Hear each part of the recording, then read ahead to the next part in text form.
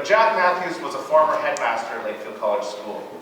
In his honor, 3 organizations, Trenton University, Canadian Community Museum, and Lakefield College School, decided to get together and honor Jack Matthews with a specific fellowship, which is each year we ask one person to come to the Peterborough-Lakefield area and represent some of the values and ideas that Jack Matthews himself promoted.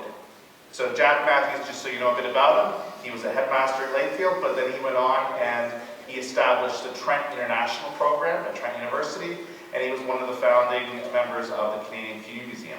So you get a sense that he valued what we value at Lakefield, and that is like the outdoors, the development of young leaders, international perspective. And so I'm really glad that you're going to hear today from this year's Jack Matthews Fellow. But to introduce him, I believe, no, not quite yet. So Mr. Buxton received his bachelor's degree in music from Queen's University in 1973 and his master's degree in computer science from the University of Toronto in 1978. Buxton's scientific contributions include applying Fitz's law to human-computer interaction. He pioneered multi-touch interfaces and music composition tools in the late 1970s, while working in the dynamic graphics project at the University of Toronto.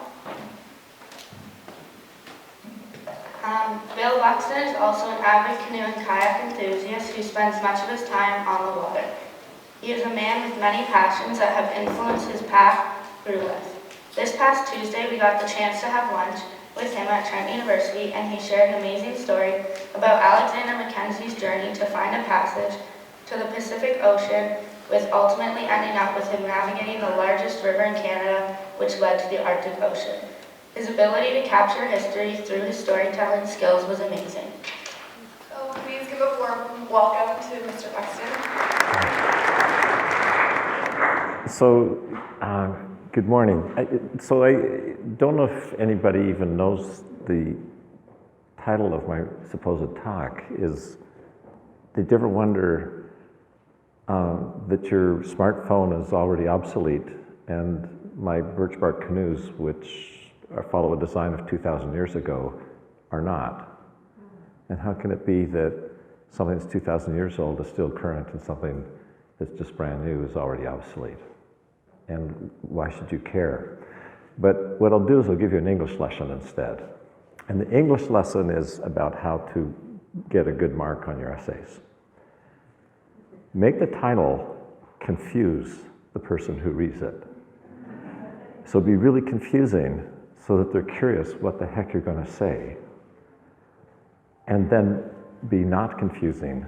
See, this is a good example.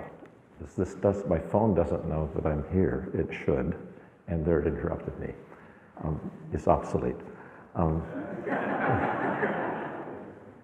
But in the body of your essay, then you try and get some clarification and somehow figure out how to tie those two things together, because the title was as confusing to me as it was to you. And the part about writing the essay is to choose the title and the topic in a way, not what you do know, but what you don't know, but where the question is interesting and confusing to you as it is to the reader. And then you work through it. So let me try. So around 2006, I published a book, and it was a book about design and design of things. So I used to work in a space where every car in the world is designed with software from my last company.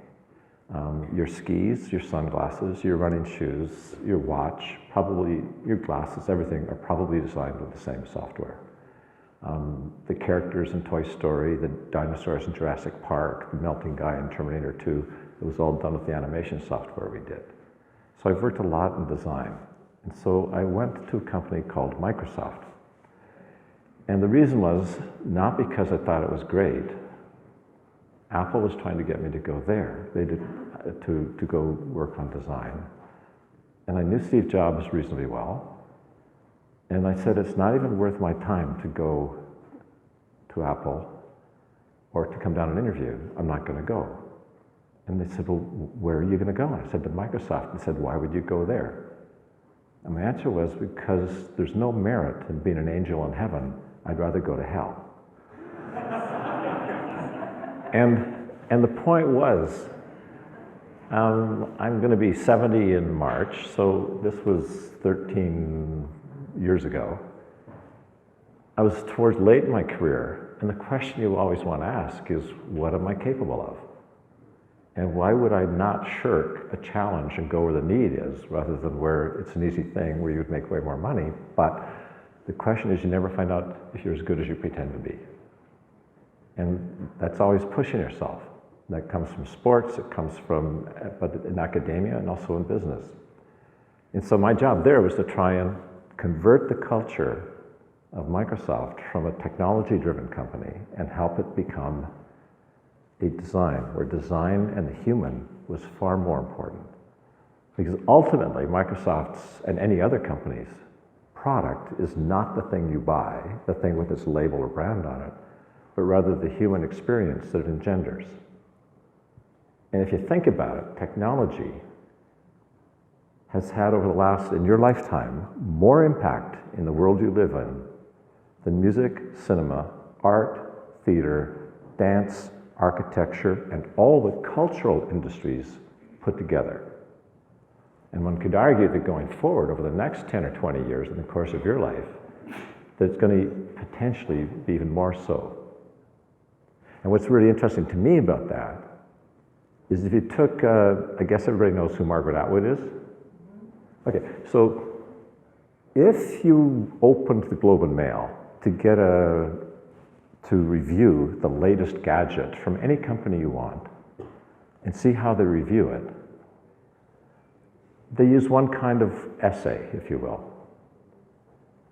And if you read the review of a Margaret Atwood novel in the same newspaper, it's going to be a completely different approach. Now let me try to demonstrate. Here is what a Margaret Atwood novel review would sound like if it was reviewed the same way we review a digital device. It's a fantastic book. It has this wonderful cover that protects the pages. It's hard on both sides to protect the soft pages inside. There's a binding that holds the front cover and the back cover together, and brilliantly, all the pages are stuck to the binding. It opens cleanly so you can leaf through the pages without them falling out. There's a really high luminance contrast between the color of the ink and the color of the paper to make it easier to read. It's an amazing browser and has great search mechanisms. And here's the deal. There's spaces, the letters in the words are separated by spaces. The words are broken into phrases with punctuation. There's paragraphs at the end of the sentences. The sentences are grouped into paragraphs, the paragraphs into pages, and into chapters. And there's an index, and there's a table of contents. Oh, and by the way, there's a story. And that's it. And you would never get that published. Ever. Because you'd have to shape the story in the context of the social, cultural, political, ethical world in which it lives.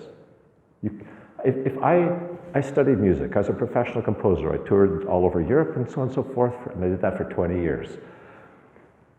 If I came out and did a piece as good as the next symphony that Beethoven might have written, better than anything, I pretend I wrote something Beethoven's 10th symphony, and I did it in 1975, it would be irrelevant, even if it was better than all of Beethoven's previous work, because it was not relevant to the time.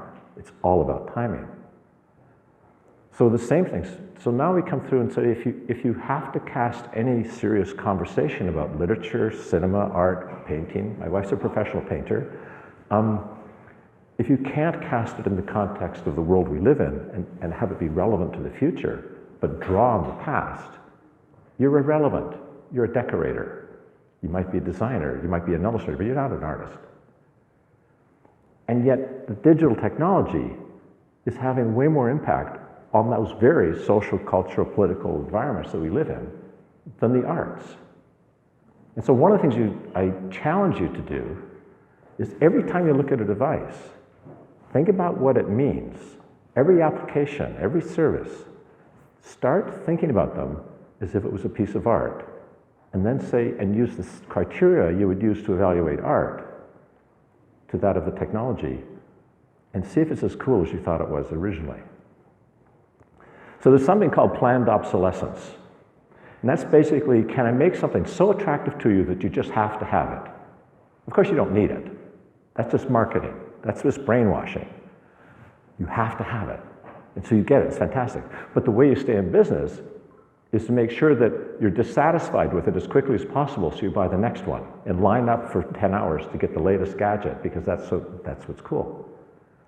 And you start thinking about that, and then you realize that in some ways, the very people that are making that class of decision are the very same people who are worried about the environment and waste and what's happening to the earth in terms of the rare minerals that are in there, what's happening in terms of labor, when these things are built and so on and so forth. But they just see the shiny bauble that they are being conditioned from advertising other things to want. Now, I'm not arguing against my industry, but my job is to help the people who make these things to keep those things in mind from the side of producing these technologies and make sure that there's true value there through design. But on the other hand, what I'd say to you is, you have more power than I do to shape the industry because you have the purchasing power, and if you don't purchase, those companies don't exist.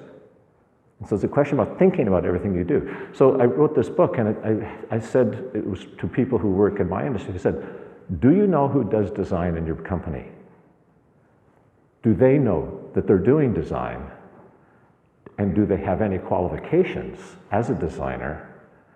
And do they have any values there? And the answer is, in almost every case, no. The management doesn't know who does design. The designers, people who make the critical design decisions, are not designers. They're not trained to do it. None of them are trained in ethics or in these things. And so therefore, you get what you would expect from a bunch of people not knowing that the decisions they're making are having what the impact is going to be. So in some ways, the word design is choice. And there's two places where you can exercise creativity. And that's every choice you make, you have to be accountable for. And what does accountability mean? It means you're making, in some sense, an ethical decision. There's a historian of technology named Melvin Kranzberg, and he says, technology is not good, it's not bad, but nor is it neutral. It will be some combination of the two. And you notice that when you use the word good and bad, that means you must have some kind of moral compass, some set of values according to which you measure. Well, every technological decision you make in terms of purchasing could be good or bad, but it's going to be it's not going to be either or, it's going to be some combination. And the question is, are you aware you're making a design decision? Because every time you make a choice, you're making a design decision. And the question how you make a good one is to enumerate what are the alternatives and why, and then having enumerated a bunch of different possibilities to narrow down to make why did I make the decision I make from amongst that set. So let's come back to your phone and so on. The canoe is really interesting to me because it's cradle to cradle. You go into the woods, you take everything, nothing from the store, and you build the canoe. You sew the bark with roots, you get spruce gum, and you seal it up mixed up with bear fat, and off you go. If you break in the middle of the wilderness when we're off on a 3-week tour way up in the north of the Churchill River, which I did, and where I did need to do this, you pull aside, you get your hatchet and knife, you carve new parts, you stick it in, and you've rebuilt the canoe because the repair kit is sitting right beside you on the shore. And when you finish your trip, because you've been harvesting spruce gum, your trip is embedded in the canoe. It's really, really interesting. I can tell you where that gum came from. So the DNA of my trip is embedded in the canoe. But when the canoe's finished its life, it goes back to the earth. There's zero impact, except it gave me the ability to get around and have that experience. It's the experience the technology engenders, which is the real product, not the technology itself. But if I look at my phone, the stuff in here that are really nasty things. And where do they go when they're finished? And how long does it last? And can I fix it? Or do you fix it? No, you don't fix it. You just throw it away and you get a new one because it's not designed to be fixed. And so you start thinking about that. Well, which is the modern technology and which is the obsolete technology? And it seems to me that the values that are embodied and represented by my birch bark canoe are far more modern, and they're far more in keeping with the concern of being a custodian of the earth and the ecosystem than in fact some of these things. And so if I violate some of those things, I better make sure that the value is there, that it brings other things. For example, I'm not pretending we should go back to the past because healthcare and feeding the planet is also important. But you have to make informed decisions to figure out how you balance those things. And so I guess what I'm saying is, think about these things, see how you can reconcile them, and don't believe the advertising. So we'll come back and sort of say how these things happen. Back in 1984, I was a musician, I had a digital synthesizer, and I was writing a piece for a percussionist, and I wanted to make a drum so he could play the drum. He could play my synthesizer using his drumming skills. So we made a drum where you could hit it and slide your hand across and do all these things. And that was in 1984. It turned out that that was actually interesting. I just thought it was musically interesting. I didn't care about technology. That's not what I did. But it turned out to be capacitive multi-touch.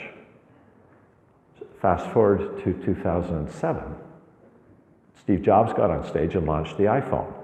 And the hot thing was capacitive multi-touch. And he said, when it came up on stage, boy, we've done this thing, it's called capacitive multi-touch, you can do all this, here it is. People went nuts, and then said, and boy, have we patented it over the last 2 years. So as I said, I knew him. And he knew that where it had come from. It had a long history, and I learned about capacitive touch, not multi-touch, from other people. But the point was, everybody was so enchanted by the story that they parked their brain. Everybody knew that Steve thrived on this reality distortion field. And yet, they read his words or took in their words as if he was a historian as opposed to a salesman. And his view would be, if you're dumb enough to take what I'm saying as a historian and don't realize I'm just doing marketing, it's theater, it's showbiz, then you kind of deserve what you get. And you've got to protect yourself. Enjoy the show. He was a fantastic marketer. He was a dynamic person, worthy of respect, but he was not a historian. He was not teaching. He was selling.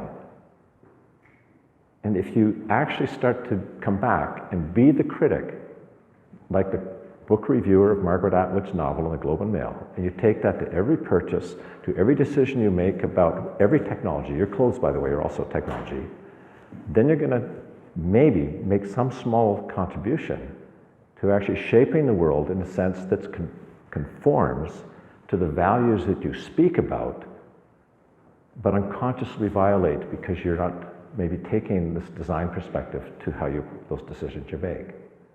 And so the best thing I can say is maybe by comparing some things that are so different from each other, like a birch bark canoe and a phone, there's a lesson to be learned that actually can affect every decision you make, probably a couple hundred you make today. And all I can say is the school has a whole tradition of canoeing and adventure and people who learn to take risk and actually are going to shape the future. And there's an author, I'll come back to literature now, Marcel Proust, who said the only true voyage of discovery is not to go to different places, but to see through different eyes. So in fact, the introduction was wrong in terms of what it described me. I'm actually an optician. And my job today was to give you some new optics, so you see the world through different eyes, so you can take that voyage of discovery, and maybe it's useful for you. So, thank you.